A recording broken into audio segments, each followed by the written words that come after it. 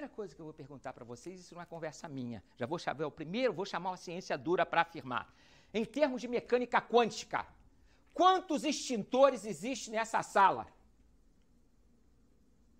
1, 2, 3, 4, 5, 6, 7, 8, 9, 10, 11, 12, 13, 14, 15, 16, 17, 18, 19, 20, 21, 22, 23, 24, 25, 26, 27. 27 extintores estão nessa sala em termos de mecânica quântica. Por quê? Segundo a mecânica quântica, cada um de nós estamos construindo um extintor diferente através da nossa subjetividade. Isso se chama fenomenologia.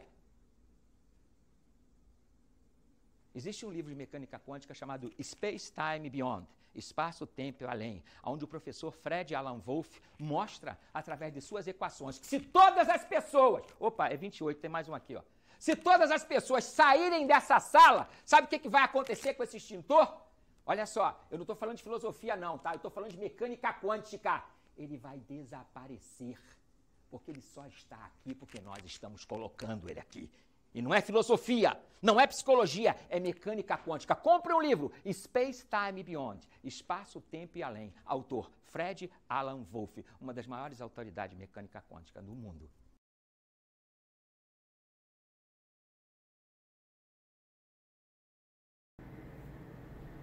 Essa discussão sobre mecânica quântica e fenomenologia nos levou a umas conclusões bastante interessantes.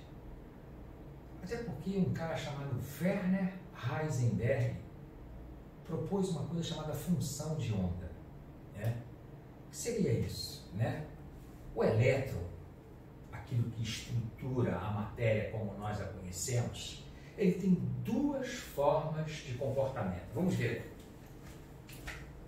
O elétron poderá se comportar como uma onda ou poderá se comportar como partículas pontiformes. E o que há de interessante nisso é que quando o elétron se comporta como uma onda, nós temos só o vácuo. Quando o elétron se comporta como partícula, nós temos a matéria bruta propriamente dita. E Heisenberg também propõe um princípio que ficou conhecido com o nome de princípio da incerteza. É impossível se prever como o elétron vai se comportar. Vou repetir para vocês.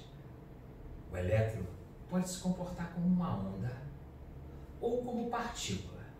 Se ele se comporta como uma onda, ao vácuo não há matéria. Agora, se ele faz uma coisa que os físicos chamam de superposição, ou seja, se comporta como partícula, a matéria bruta passa a existir. Isso por si só já é uma coisa bastante interessante, mas vamos ver um experimento que os físicos fizeram na década de 70 que vai realmente dar uma cambalhota no pensamento de vocês. Na década de 70 foi feito um experimento bastante interessante que eu gostaria da atenção de vocês. Colocaram uma fonte transmissora de elétrons. Colocaram no outro extremo um filme fotográfico, tá? Que ia ser sensibilizado pela emissão desses elétrons. Colocaram uma barreira de cera com apenas um orifício no meio do caminho.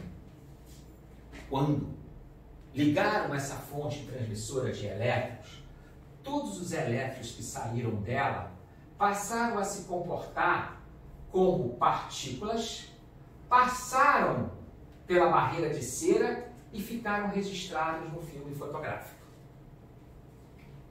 Ou seja, da maneira com que o experimento está posto, ao ligar a fonte de elétrons, todos os elétrons saíram daqui, comportando-se como partícula, exploraram o orifício e foram registrados no filme fotográfico.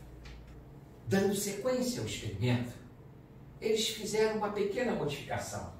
A fonte de elétrons era a mesma do exemplo anterior.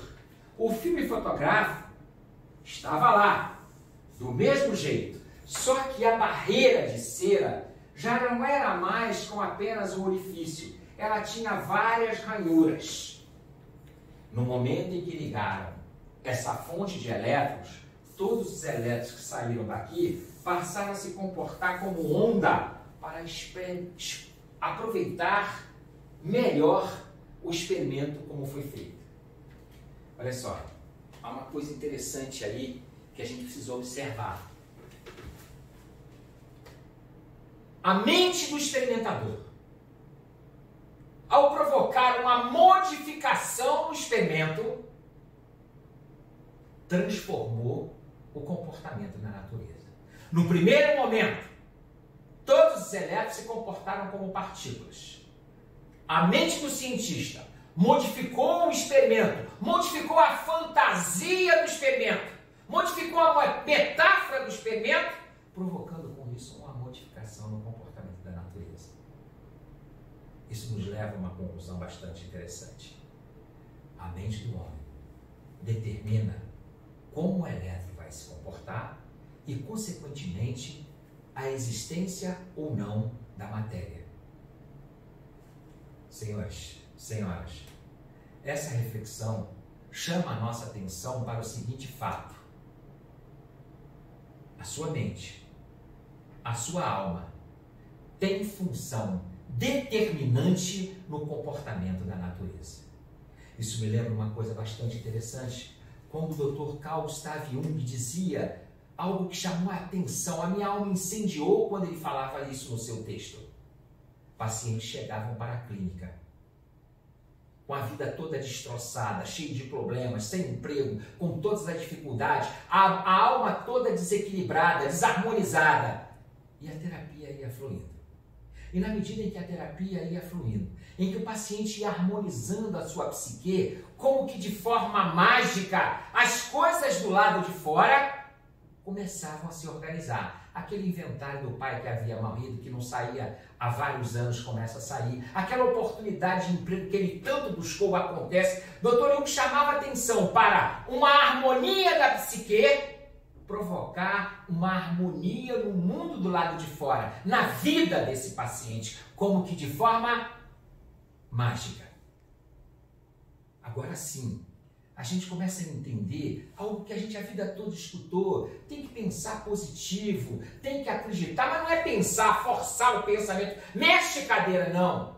Parece-me que é a fantasia, é o sonho, é a criatividade, é a metáfora que rege a nossa vida e determina os acontecimentos na nossa vida. E veja como a função da terapia é de extrema importância, porque ao harmonizar a psique do paciente, ao equilibrar o paciente, fatos no mundo material ao redor do paciente começam a determinar os acontecimentos.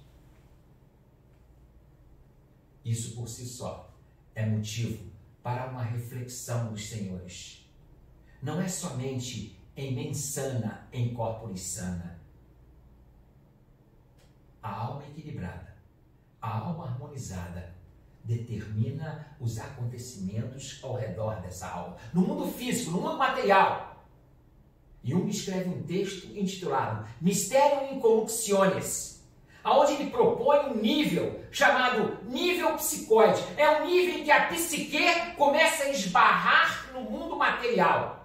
Há uma interface entre a sua alma, a sua psique e o mundo ao redor. E esse talvez seja o grande quê da vida.